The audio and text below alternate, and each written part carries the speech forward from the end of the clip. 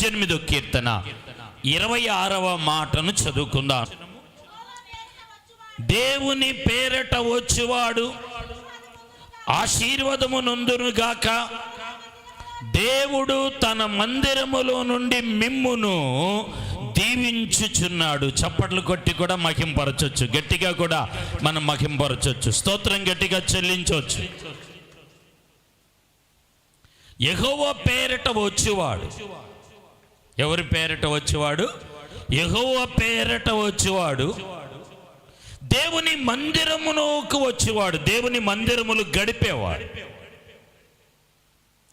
ఎవరు దేవుని మందిరములు గడుపుతారో, ఎవరు దేవుని మందిరానికి వస్తారో వారిని దేవుడు దీవిస్తాడు. కొంతమందికి మందిరం అంటే లెక్క ఉండదు, సేవకుడు అంటే లెక్క ఉండదు. అవునా కదా? మందిరం అంటే లెక్క ఉండదు, సేవకుడు అంటే లెక్క ఉండదు. ఈరోజు చాలా మందిరాలు ఖాళీ అయిపోతా ఉన్నాయి. ఎందుకంటే యూట్యూబుల్లో లైవ్ల్లో చూసుకొని ఇళ్ళ దగ్గరే. నిన్న హాస్పిటల్కి వెళ్తే నేను చెకప్కి వెళ్ళా. 2 రోజుల నుంచి వెళ్తూ ఉన్నాము. అక్కడ ఒక ఆయన చెప్తా ఉన్నాడు నా పక్కన కూర్చొని. నేను ఏదేదో చెప్తా ఉంటే ఒకటి అన్న, కాదయ్యా నువ్వు మందిరానికి వెళ్ళు, వాక్యం విను అన్న. నువ్వు మందిరానికి వెళ్ళి ఏమన్నాను? ఆయన అంటాడు, భలేవారు పాస్టర్ గారు, నేను ఇంటి దగ్గర ఉండే వాక్యం వింటాను, సొండంగా మొత్తం సెల్లులో వాక్యం వింటాను. సెల్లులో వాక్యం విను వద్దనట్లా, ఇంటి దగ్గర ఉండి వాక్యం విను. సెల్లులో అన్నీ వింటాం, అవునా కదా?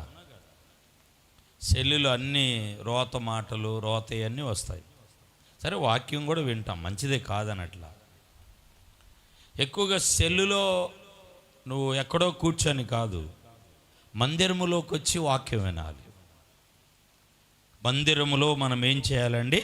దేవుని వాక్యంలో మనం చూస్తే ప్రియులారా, చూడండి 2వ దినవృత్తాంతాలు 7వ అధ్యాయం 1వ మాట చదువుదామా? సొలొమోను తాను చేయు ప్రార్థనను ముగించినప్పుడు దిగి దహించెను.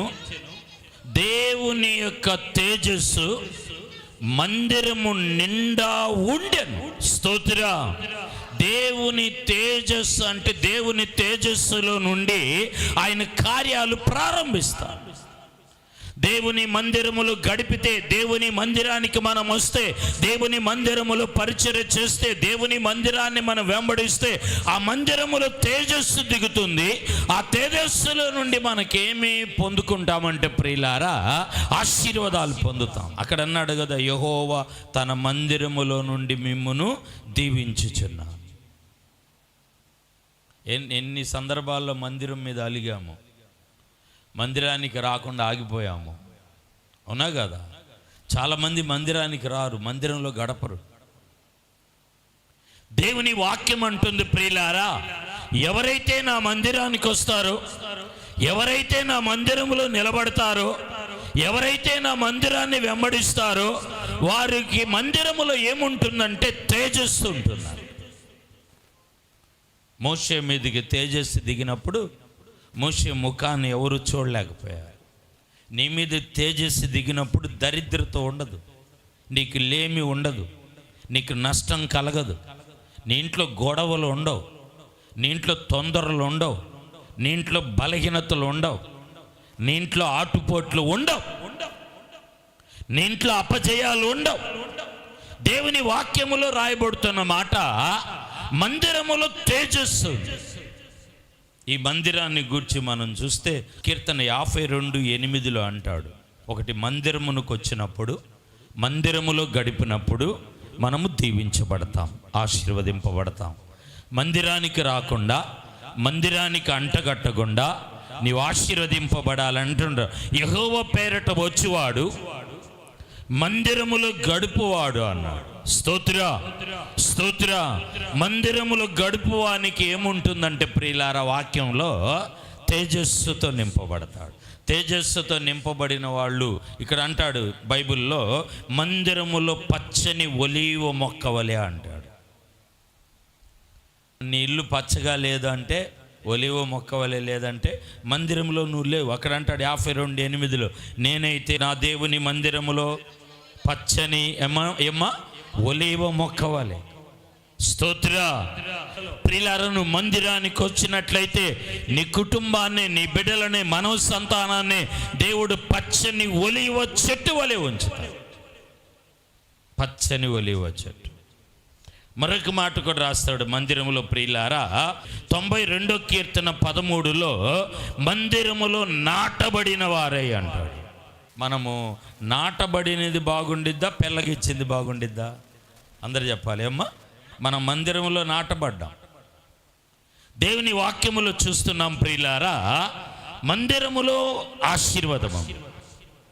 నువ్వు మందిరములో గడిపితే, మందిరానికి వస్తే దేవుడు దీవిస్తాడు.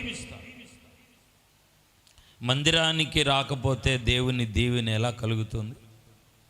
ఏమ్మా, మనం మందిరానికి రాము, మందిరంలో పరిచర్య చేయము, మందిరము చిమ్మము, నీళ్లు పెట్టము. ఏమండి, ప్రమోషన్ వచ్చేసింది. ఇప్పుడు మనకు మైకులు కావాలి పాటలు పాడటానికి, ప్రార్థన చేయటానికి. అసలు నువ్వు నాటబడితే చాలు మందిరంలో. అంటే నీకు ఒక మందిరం, నేను మందిరమునికి వెళ్ళాలి, నా మందిరం ఇది, నా సేవకుడు. స్తోత్రం. గట్టిగా చెల్లిద్దాం, గట్టిగా దేవుని నామాన్ని మహింపరుద్దామండి. దేవుని వాక్యములో మనం చూస్తున్నాం, మందిరములో ప్రియులారా మనము మందిరములో ఆశీర్వాదం. ప్రార్థన చేసుకుందాము. ప్రేమ కలిగిన మా తండ్రి, మీకు వందనాలు, స్తోత్రాలు. ఉదయకాలం ప్రభువా, వాగ్దాన సందేశాన్ని ఆశీర్వాదకరంగా నీ ప్రజలతో మీరు పంచినందుకు స్తోత్రాలు. ఉదయకాలమున ఈ వర్తమానం దీవెనకరంగా, మేలుకరంగా నీ ప్రజలకు మార్చండి. లైవ్ ద్వారా, ఈ యొక్క నా తండ్రి యూట్యూబ్ ఛానల్ ద్వారా మీ యొక్క ఆశీర్వాదాలను నీ ప్రజలకు మీరు అందించి మీ నామానికి మహిమ తెచ్చుకోనండి. కరుణాకాలని చుట్టి మీ కంచివై నీ కాపుదలతో నింపు. ఈరోజు ఆశీర్వాదాన్ని గూర్చి చక్కగా మాట్లాడారు.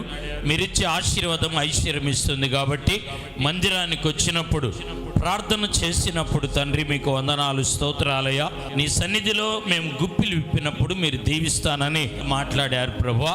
ఇదిగో వాగ్దానాన్ని ప్రియులకు స్థిరపరిచి మీరు దీవించి నడిపించమని యేసు నామమున అడిగి పొంది ఉన్నాము తండ్రి, ఆమేన్. పరమ తండ్రి అయిన దేవుని ప్రేమ, కుమారుని యొక్క నిత్య సత్య కృప, పరిశుద్ధాత్మిక అన్ని సహవాసము కూడిన సంఘానికి, ప్రాంతానికి తోడై ఆశీర్వదించి బలపరిచి నడిపించునుగాక.